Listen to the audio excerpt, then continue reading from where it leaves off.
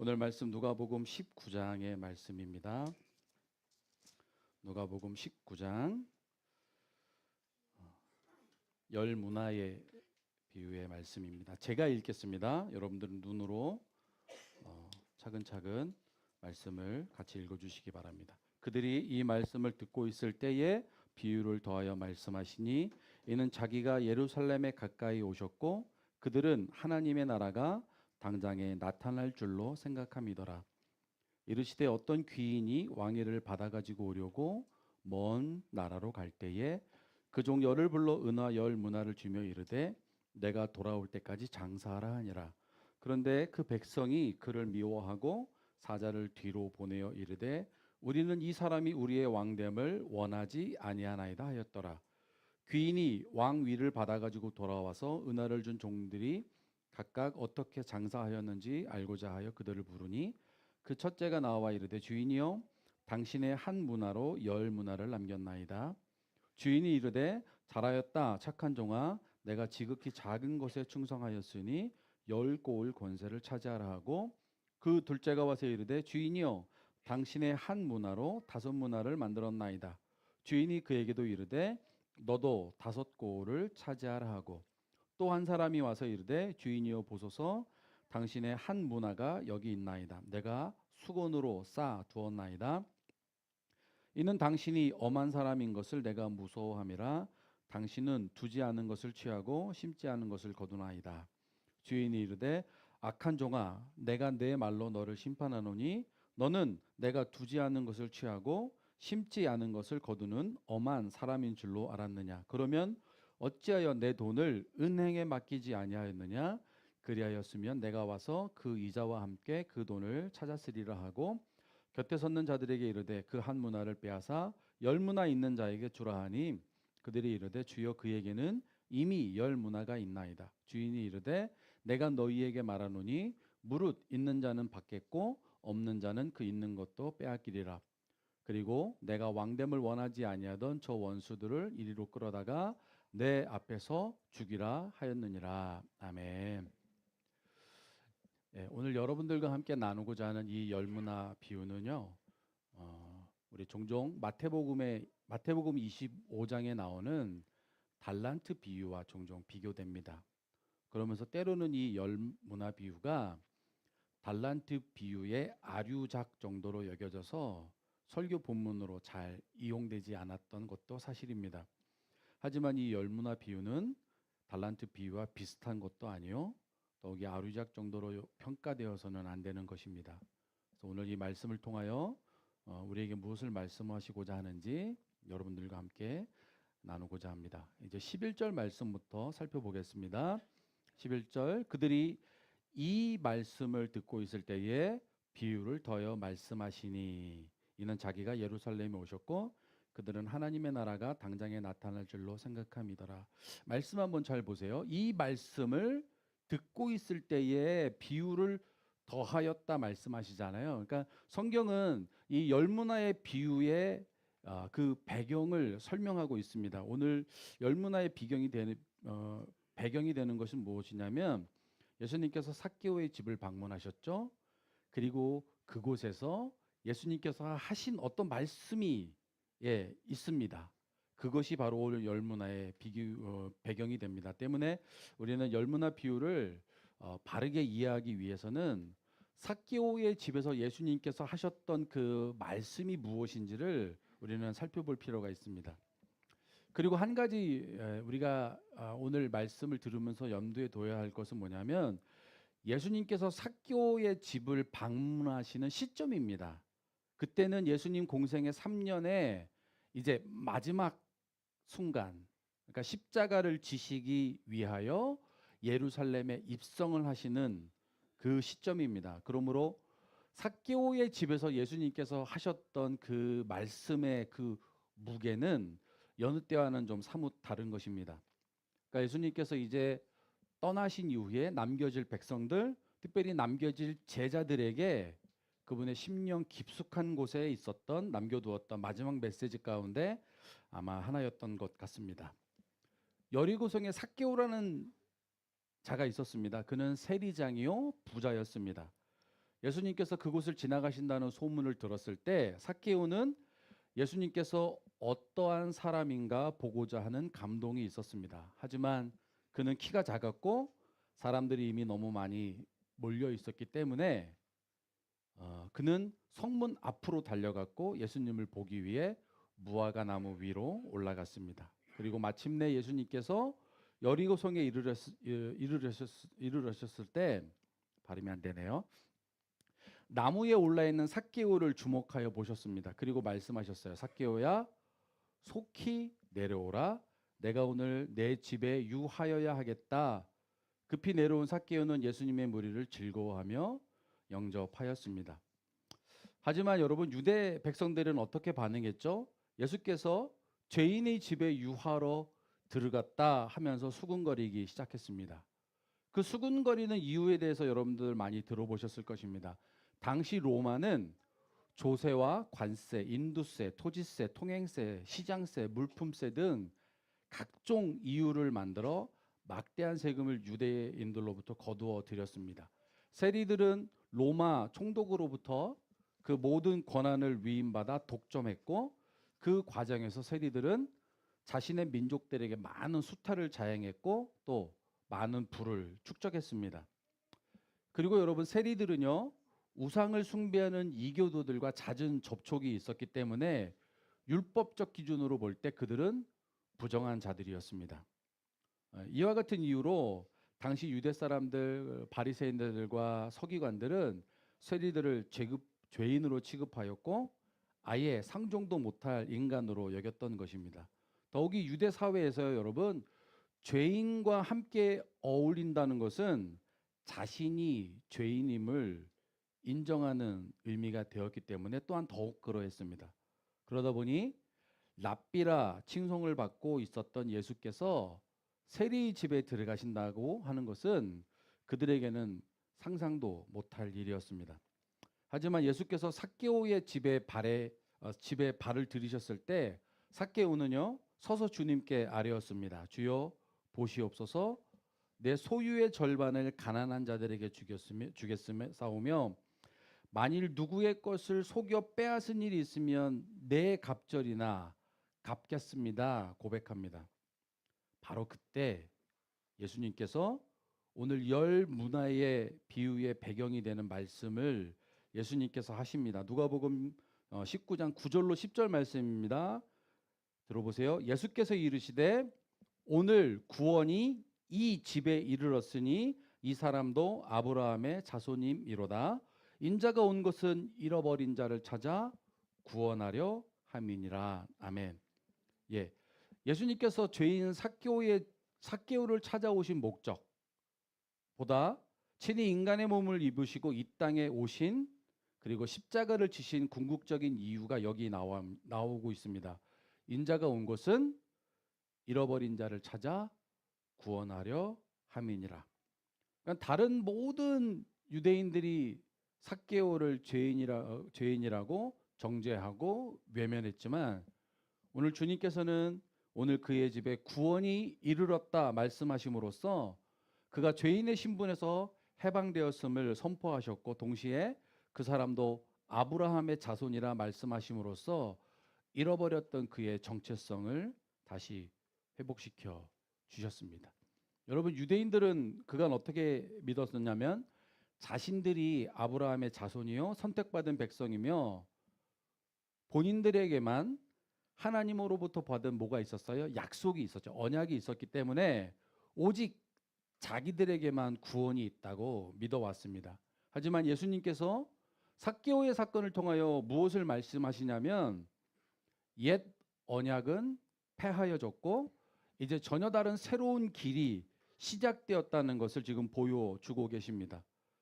당시 그곳에 많은 유대인들이 몰려 있었지만 그들은 그저 구경꾼에 불과한 자들이었습니다. 오직 삭개오만이 예수님을 여겼죠. 말씀에 뭐라고 나와 있었냐면 예수께서 어떠한 사람인가 하여 보고자 하되 라고. 그러니까 삭개오가 그분을 알고자 하는 열망으로 어떻게 된 거예요? 나무에 올랐죠. 그리고 예수님께서는 삭개오의 그런 마음의 문을 두드리셨습니다. 내가 오늘 너의 집에 유하여야 하겠다.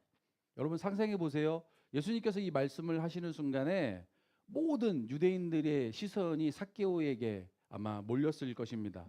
삭개오도 아마 좀 당황스러웠겠죠. 또 어쩌면 삭개오는요, 그 예수님의 그 초청을 거부할 수도 있었잖아요.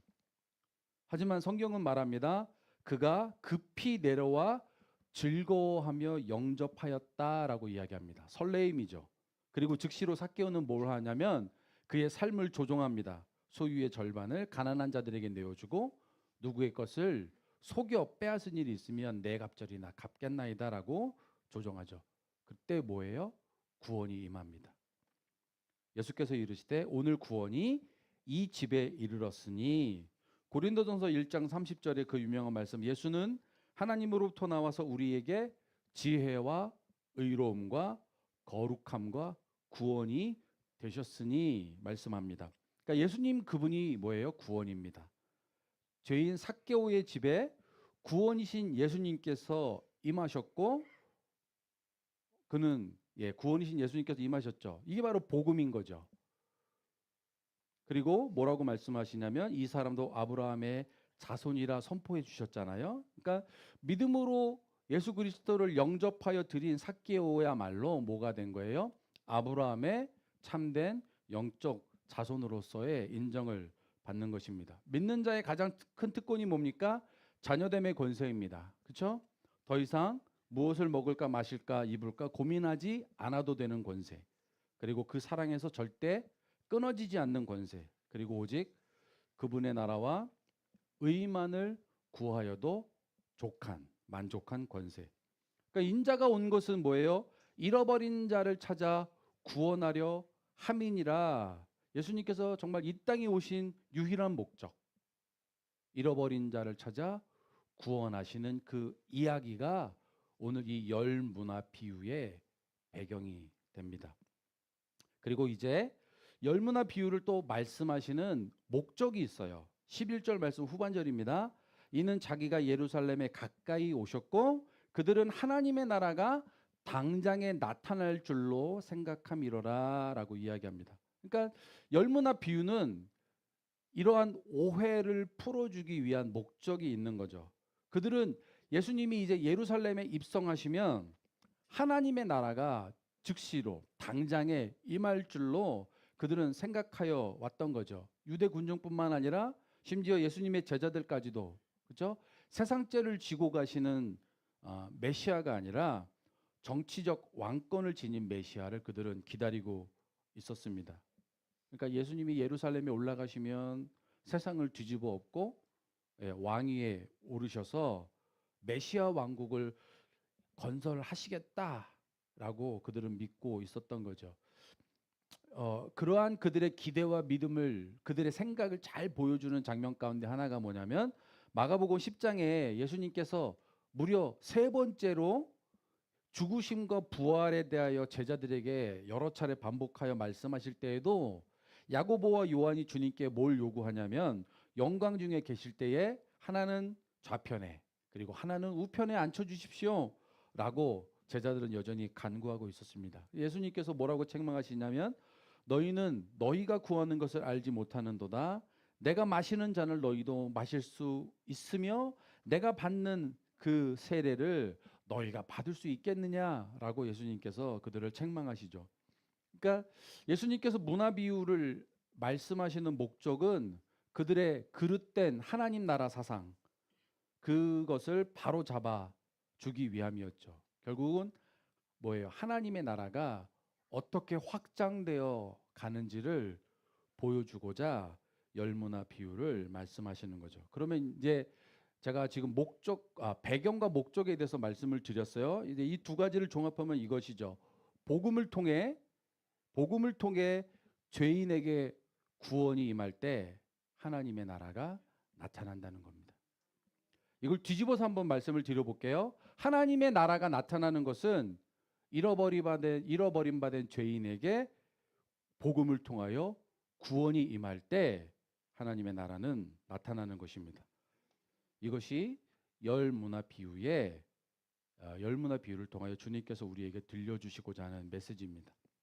이제 그 이야기를 함께 시작해 볼 텐데요. 한 가지 재미있는 것은 이 열무나 조금 전에 읽었던 열무나 비유를 말씀하실 때에 당시 유대인들은 누구나 알고 있는 역사적 사건을 하나 끌고 오세요. 그것이 무엇이냐면 마태복음 2장에 보면 예수님 탄생할 때 헤롯 대왕이 그죠? 자신의 왕권을 유지하기 위하여 어떤 만행을 저지르죠? 2살 이하의 남아 영유아를 전부 다 학살해 버리죠. 그죠? 그 헤롯 대왕이요. BC 4년에 죽습니다. BC 4년에 그가 죽는데요. 그의 아들 아켈라우스가 이제 아버지가 죽었으니까 자신의 왕권을 인정받기 위하여 어디로 가냐면 로마 황제 아우구스투스 앞에 나아갑니다. 근데 그때 그 헤롯 대왕 아켈라우스가 왕권을 받는 것을 반대하기 위하여 유대 백성들이 반대 사절단을 뒤로 보내요.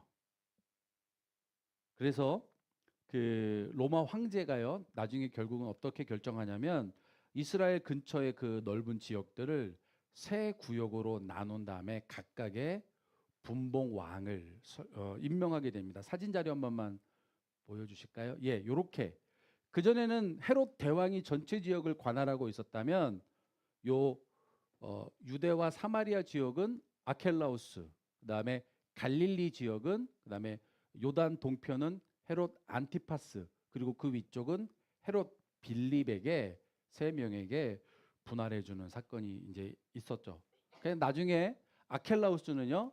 어때요? 자신이 분봉왕이 된 이후에 자신의 왕이 받는 것을 반대했던 유대인 3천 명을 유월절 기간에 학살하게 됩니다. 예수님께서 이 아켈라우스의 이야기를요 그대로 인용하여 지금 이제 본문을 말씀하십니다. 오늘 본문 12절, 14절까지 27절을 보겠습니다. 이르시되 어떤 귀인이 왕위를 받아가지고 오려고 먼 나라로 갈 때에 그 종 열을 불러 은어 열 문화를 주며 이르되 내가 돌아올 때까지 장사하라 하니라. 그런데 그 백성이 그를 미워하여 사자를 뒤로 보내어 이르되 우리는 이 사람이 우리의 왕됨을 원하지 아니하나이다 하였더라. 27절에 보면 그리고 내가 왕됨을 원하지 아니하였던 저 원수들을 이리로 끌어다가 내 앞에서 죽이라 하였느니라. 아멘. 네, 지금 그 읽었던 말씀에서 여러분 아켈라우스의 이야기가 조금 보이시나요?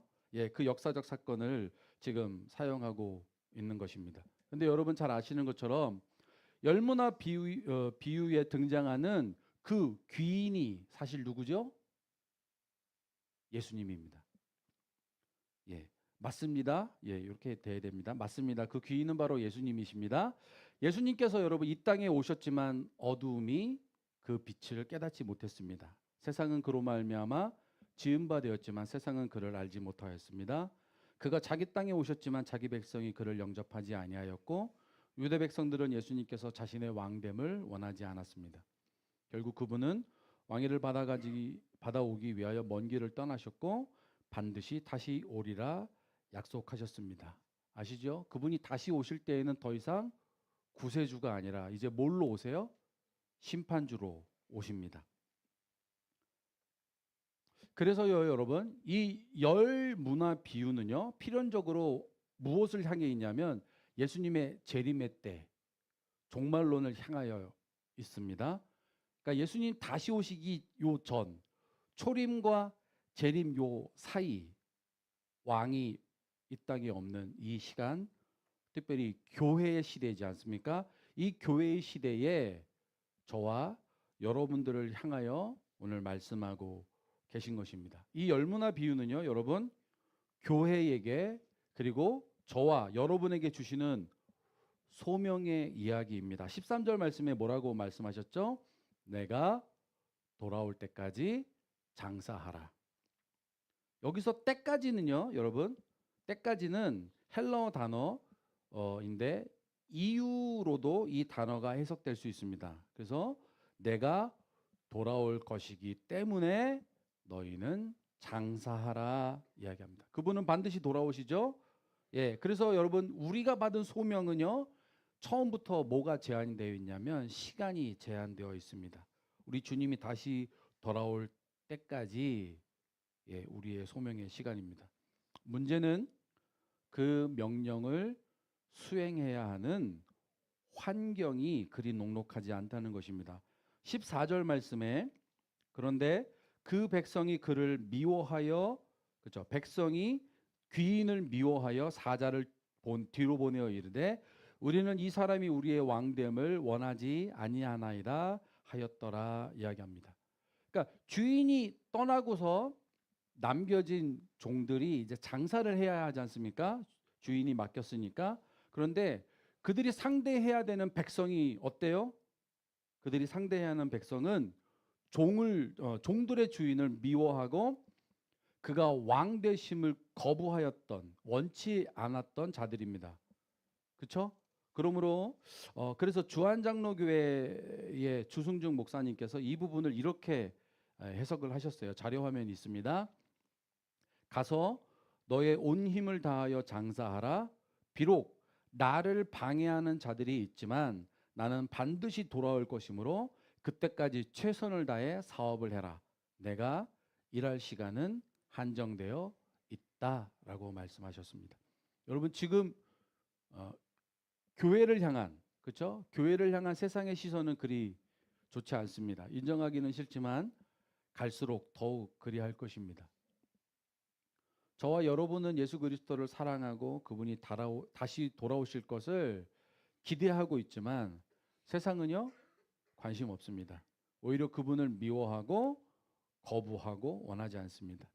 그러니까 환영받지 못한 환경 속에서 교회는 그리고 저와 여러분은 주님이 주신 모를 따라 소명을 따라 우리가 살아가야 하는 것입니다. 내가 돌아올 때까지 뭐하라?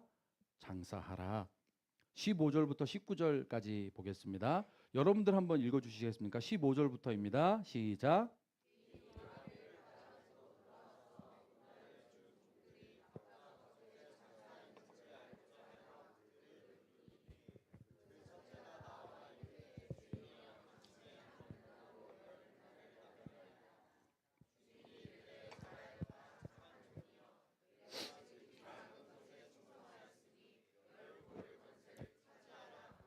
그 둘째가 와서 이르되 주인이여 당신의 한 문화로 5문화를 만들었나이다. 주인이 그에게도 이르되 너도 5골을 차지하라 하고 15절 다시 한번 볼까요? 귀인이 왕위를 받아가지고 돌아와서 은화를 준 종들이 각각 어떻게 장사하였는지를 알고자 하여 그들을 부르니 되어 있습니다. 그러니까 왕위를 받아가지고 온 귀인이 종들을 부르죠. 재림의 때에 종들을 부르시는 목적이 분명하죠. 뭐예요? 소명을 따라 그들이 살아갔는지를 정산하는 시간이 옵니다. 각각 어떻게 장사하였는지를 알고자 하여라고 말씀하십니다. 그런데 이 부분에서요. 오늘 제일 중요한 부분 중에 하나입니다. 이 부분에서요. 이 부분을 해석하는 데 있어서 조금 중요한 오류가 하나 있습니다. 그러니까 한 문화를 받은 종은 10문화를 남겼고 또 한 종은 5문화를 남겼죠. 그리고 귀인이 그들을 뭐예요? 칭찬하죠. 그러다 보니까 많은 영어 성경의 대부분이 그렇게 번역을 했고요. 또 한글 성경 가운데 새번역 성경이 그렇게 번역을 했더라고요. 뭐라고 번역하냐면 자료 화면만 한번 벌써 나와 있네요. 각각 어떻게 장사하였는지를 이거를 의역을 해놨어요. 그들 나름대로 의미를 부여한 거죠. 뭐라고 의미를 부여했냐면 각각 얼마를 벌었는지라고 그들은 지금 해석을 해놨죠. 대부분의 영어 성경도 이렇게 되어 있습니다. 그들이 얼마나 벌었는지라고 해석을 해놨습니다. 하지만 여러분 보세요. 여기서 장사하다, 그들이 각각 어떻게 장사하였다라고 하는 말은요. 적극적인 활동, 투자, 상업적 거래를 의미하는 단어였습니다. 그래서 한 번 더 다음 자료 보실까요? 그래서 각각 어떻게 장사하였는지는요. 원어적 의미로 봤을 때에 각각 얼마를 거래하였느냐라고 해석을 하는 것이 더 타당해 보입니다. 그러니까 완전히 두 가지가 의미가 다르죠. 얼마를 죄송합니다. 아까 뭐라고 다른 데서는 얼마를 벌었는지와 얼마를 거래하였는지는 전혀 다른 의미인 거죠. 이해되시죠? 예. 고대 중동 지역의 삶과 역사, 문화를 통하여 복음서를 해석하고자 하는 케네스 이 베일리라고 하는 작가가 있습니다. 중동의 눈으로 본 예수라는 그의 책에 이것을 이야기하고 있습니다.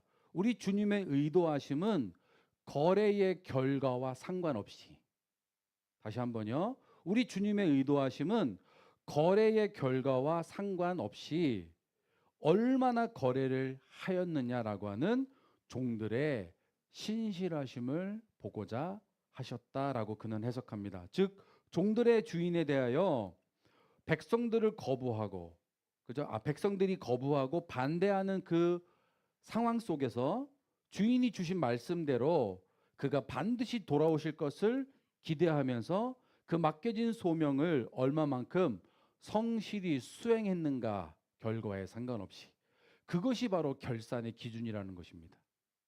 그렇죠? 이거는 명확하게 하셔야 됩니다. 얼마를 벌었는지가 아니라 얼마만큼 성실하게 거래를 했느냐라고 하는 것이 주님이 다시 오시는 그날의 결산의 기준이 됩니다. 나머지 한 종은 어떠했죠? 20절 말씀입니다. 또 한 사람이 와서 이르되 주인이여 보소서 당신의 한 문화가 여기 있나이다. 내가 수건으로 쌓아두었나이다. 이는 당신이 엄한 사람인 것을 내가 무서워함이라. 당신은 두지 않는 것을 취하고 심지 않은 것을 거두나이다. 주인이 이르되 악한 종아 내가 내 말로 너를 심판하노니 너는 내가 두려워 두지 않는 것을 취하고 심지 않는 것을 거두는 엄한 사람인 줄로 알았느냐? 그러면 어찌하여 내 돈을 은행에 맡기지 아니하였느냐? 그리하였으면 내가 와서 그 이자와 함께 그 돈을 찾았으리라 하고. 여러분, 예수님 당시에요, 돈을 보관하는 방법이 여러 개가 있었겠죠. 근데 그 중에 하나가 뭐냐면 돈을 땅에 묻는 것입니다. 달란트 비유에서 한 달란트 받은 자는 땅에 묻었어요. 그렇죠? 그런데 또 다른 방법 중에 하나는 오늘 말씀에 나오는 것처럼 뭐냐면 돈을 수건으로 쌓아 놓는 것이래요. 근데 이 두 방법에 결정적인 차이가 있어요. 뭐냐면 땅에 묻어 두었다가 돈을 잃어버리면요, 배상의 책임이 없답니다. 그러니까 잘 묻어둔 거죠. 나만 아는 그 어느 지역에 잘 묻어두었는데 그것조차 잃어버렸다면 잘 묻어두었기 때문에 배상의 책임이 없었다고 해요. 그러나 수건으로 돈을 쌓아두었다가 잃어버리면 그 종에게는 배상의 책임이 있었답니다. 뭐냐면 돈을 허술하게 관리를 했다는 것이죠. 그러니까 돈을 오늘 문화에 비유해서 수건으로 쌓아두었던 한 문화를 받은 자는 뭐 했던 거예요? 그가 받은 소명에 대하여 최소한의 책임조차 그는 하지 않았던 것입니다. 그는 또 주인을 어떻게 알았죠? 엄한 사람으로 알아 그를 무서워했습니다.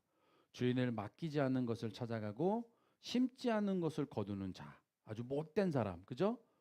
마치 고리대금 업자에 준하는 사람 정도로 주인을 오해했죠.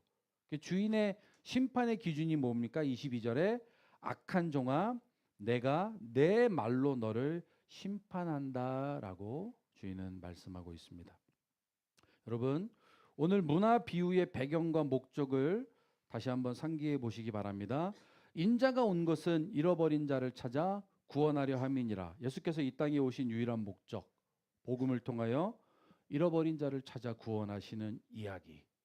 하나님의 나라는 그렇게 확정되어 가는 것이라고 말씀하고 있습니다.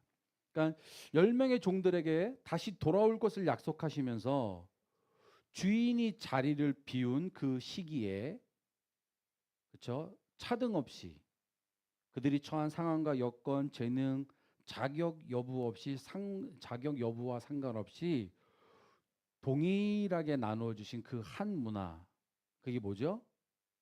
복음입니다. 저와 여러분에게 그 복음을 들고 나아가 뭐하여 성실히 거래하라라고 소명을 주신 것입니다. 사실 이 부분은요, 여러분, 이 문화를 복음으로 보는 여러 가지 이유가 있지만 특별히 예수님께서 승천하시기 전에 말씀을 주신 마지막 말씀에서도 그 분명히 확인할 수 있습니다. 누가복음 24장 44절로 48절 말씀입니다. 또 이르시되 내가 너희와 함께 있을 때에 너희에게 말한 바 곧 모세의 율법과 선지자의 글과 시편의 나를 가리켜 기록된 모든 것이 이루어져야 하리라 한 말이 이것이라 하시고 이에 그들의 마음을 열어 성경을 깨닫게 하시고 또 이르시되 이같이 그리스도가 고난을 받고 제3일에 죽은 자 가운데서 살아날 것과 또 그의 이름으로 죄 사함을 받게 하는 회개가 예루살렘에서 시작하여 모든 족속에게 전파될 것이 기록되었으니 뭐라야 너희는 이 모든 일의 증인이라. 지상 대명령입니다. 마태복음 28장 18절로 20절의 말씀입니다. 예수께서 나와 말씀하여 이르시되 하늘과 땅의 모든 권세를 내게 주셨으니 그러므로 너희는 가서 모든 민족을 제자로 삼아 아버지와 아들과 성령의 이름으로 세례를 베풀고 내가 너희에게 분부한 모든 것을 가르쳐 지키게 하라. 볼지어다 내가 세상 끝날까지 너희와 항상 함께 있으리라 하시니라. 아멘. 여러분, 죄인 삭개오를 내버려 두지 않으시고 찾아오셨던 예수님처럼 제자들도 그 모든 일의 증인으로서, 그렇죠? 이 복음을 들고 열방으로 나아갔죠. 그리고 이제 그 복음이 어디에 위임되었나요? 교회 위에. 주님이 다시 오시는 그 날까지 이 명령은 여전히 유효합니다. 12월 9일자 우리 담임 목사님께서 교회 단톡방에 올려주신 포도나무에 나타난 하나님의 경륜의 그림이라는 제목글의 일부입니다. 포도나무의 목적은 열매를 맺고 산출하는 것이다. 그러나 그리스도 홀로 이것을 하실 수 없으시다. 그분은 하나님의 경륜의 목적을 이루기 위해 그분의 가지들인 우리가 필요하시다. 포도나무의 가지들로서 우리의 목적은 단지 그리스도의 풍성을 누리는 것만이 아니다. 가지들로서 우리는 그리스도 안에 거해야 하지만 또한 우리는 반드시 열매를 맺어야 한다. 거하는 것은 그리스도를 받아들이고 누리는 것으로서 열매를 맺기 위한 것이지만 열매를 맺는 것은 바로 그리스도를 다른 이들에게 나누어 주는 것이다. 사랑하는 성도 여러분, 심었으면 반드시 거두는 작업을 해야 합니다. 그러니까 주님을 누렸으면요, 우리는 뭐 해야 돼요? 그리스도를 나누어 주는 삶을 살아야 합니다. 소명이라는 단어를요, 여러분 너무 무겁게만 받아들이지 않으셨으면 좋겠습니다. 그러니까 소명 그러면은 대부분 우리의 생각이 어떻게 미치냐면은 뭔가 특별한 일이 있어야 될 것 같아요. 그렇죠? 지금 소명을 기다리고 또 새롭게 하실 일을 기대한다라고 하면은 뭔가 내 삶에서 정말 특별한 일이 있어야 될 것 같고 혹은 조금 먼 곳으로 내가 가야 되는 거 아닌가 이런 부담을 갖기 쉽습니다. 그래서 소명하면 특별히 헌신, 특별한 헌신이나 목사 선교사를 먼저 생각하는 경향이 있습니다. 여러분 잘 들어주십시오. 여러분이 지금 하고 계신 직업이 소명입니다. 그러니까 일은 여러분 단순히 밥벌이가 아니라 일이 소명입니다. 그러니까 일터야말로 여러분 예수 그리스도를 우리가 드러내는 마당입니다. 외식업계, 상담, 사회복지, 요양사가 그렇고요. 또 연예계가 그래야 됩니다. 영화사업, 정치, 모든 비즈니스가 우리의 소명의 자리여야 합니다. 제가 좀 아는 그 드라마 제작사 PD님이 한 분 계시는데요. 그분에게 가장 필요한 게 뭐냐면 크리스찬 작가예요. 크리스찬 작가. 그러니까 크리스찬들이 그 드라마에 그 드라마를 쓰는 그런 일에 우리가 다 손을 놓다 보니까 가장 기분 나쁜 게 뭐냐면 여러분 드라마에 거의는 아닙니다. 드라마에 많은 드라마 중에 동성애가 너무 자연스럽게 나오죠. 그렇죠? 동성애가 너무 자연스럽게 등장을 합니다. 그리고 그 안에 뭐가 있냐면 반기독교적인 그런 사고와 정서가 드라마 속에 녹여나고 있습니다. 그러니까 여러분이 현재 하고 계신 그 일이 소명입니다. 그리고 또 이런 거 있죠. 내가 너무 주님을 찾는 자리에 나아가면 혹여 나를 멀리 보내시지 않을까 막 이런 부담을 가지고 계세요. 네, 걱정하지 마십시오. 뭐냐면 우리가 지금 우리 가운데 여러분 대부분의 경우가 뭐냐면 우리의 가족 그리고 우리의 이웃이 소명의 자리인 경우가 대부분입니다. 그러니까 예수님께서 삭개오에게 구원이 임하였다라고 말씀하지 않으셨고 뭐라고 말씀하셨냐면 이 집에 구원이 이르렀다라고 말씀하고 있거든요. 그러니까 삭개오 한 사람을 통해서 그 가정에 하나님의 나라가 임한 것이죠. 예, 우리는 평생을 가도요 아프리카나 저 남미에 있는 영혼들이 걱정이 안 되시죠? 그죠? 예, 그러면 그 땅을 위한 부르심이 우리에게는 없습니다. 예, 우리의 부르심은요 아까 말씀드린 것처럼 우리의 직업이 소명이고요 우리의 가족, 우리의 가까운 이웃이 부르심의 자리이고 여러분 그곳에서 하나님의 일을 하시면 됩니다. 우리 주님은 지금 왕위를 받아가지고 돌아오시기 위해 하늘에 오르셨고 그리고 그 복음을 교회 위에 위임하셨습니다. 그러니까 저와 여러분이 성실하게 그 복음을 전해야 할 소명이 있고 그때 하나님의 나라는 어떻게 돼요? 확장되는 것입니다. 그러므로 교회는 오직 그리스도를 말해야 하며 그리고 세상을 향하여 주님의 성품과 성품, 생명을 전하기 위하여 교회는 어떤 공동체가 되어야 하냐면 선교적 공동체가 되어야 합니다. 심을뿐만 아니라 거두는 일에 우리 모두 온 힘을 다 쏟는 보성교회 모든 성도님들 되시기를 주님의 이름으로 축복합니다. 우리 마지막 찬양 우리 찬양하겠습니다. 우리를 사용하소서.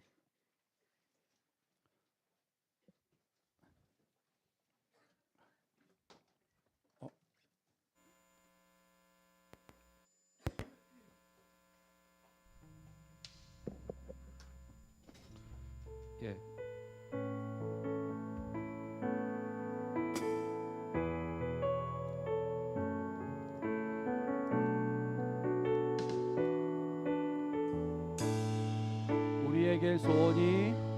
우리에겐 소원이 하나 있네. 주님 다시 오실 그날까지 주님 다시 오실 그날까지 우리 가슴에 새긴 주의 십자가 사랑 너의 교회를 사랑케 하네. 주의 교회를 향한 우리 마음 희생과 포기와 가난과 고난 하물며 죽음조차 우리 막을 수 없네. 우리 교회를 이 땅에 교회되게 예배되게 우릴 사용하소서. 진정한 부흥의 날 오늘 임하도록 우릴 사용하소서. 성령 안에 예배하리라. 성령 안에 예배하리라.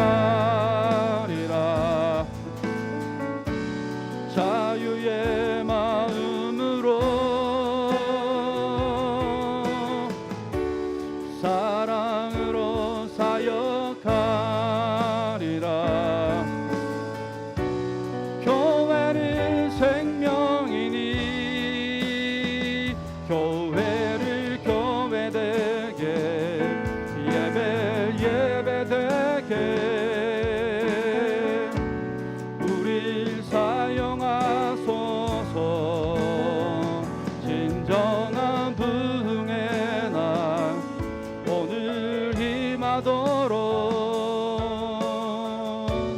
우리 사용하소서. 아버지 하나님 감사합니다. 주님이 다시 오시는 그날까지 주님, 우리 한 사람 한 사람을 주님의 소명의 자리에서 주님 우리를 세워주시고, 주님이 다시 오시는 그날까지 이 복음을 증거하는 우리 모두 될 수 있도록 주님 인도하여 주시옵소서. 예수님의 이름으로 감사하며 기도드리옵나이다.